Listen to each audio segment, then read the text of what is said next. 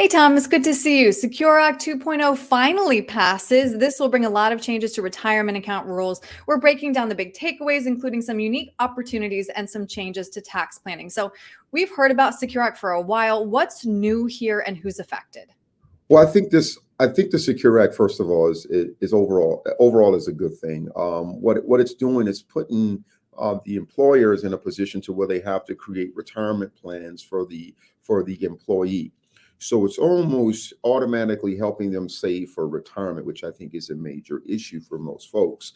Now, those who are small employers who've not been open for 3 years and they have under 10 employees, they don't necessarily need to worry about this at this point. But if you're planning on growing at some point in the future, you're going to have to think about what the Secure Act is implementing.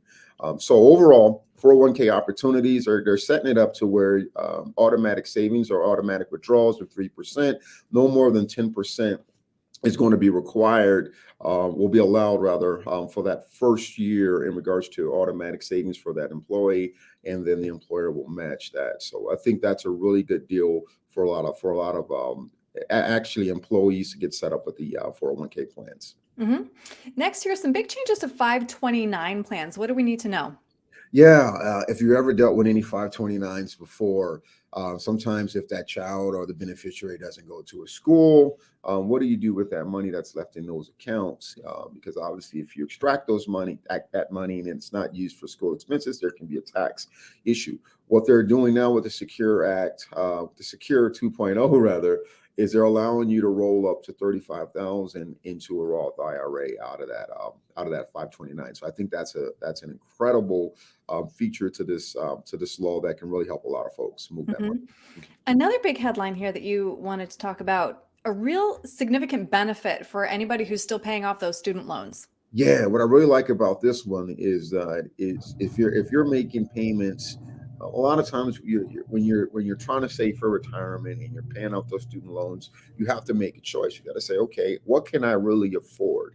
And a lot of times, some people or clients, prospects, if you will, they'll go ahead and pay off those student loans because it makes sense because that interest is eating at their overall retirement savings. So this puts employers in a position where they can actually jump in and help out. They can put a match payment into a 401k plan and even potentially into a Roth savings plan for that employee who's paying off their student loans. hmm And then last thing that we were going to touch on here, the new RMD age table. What do we need to know about these required minimum distributions?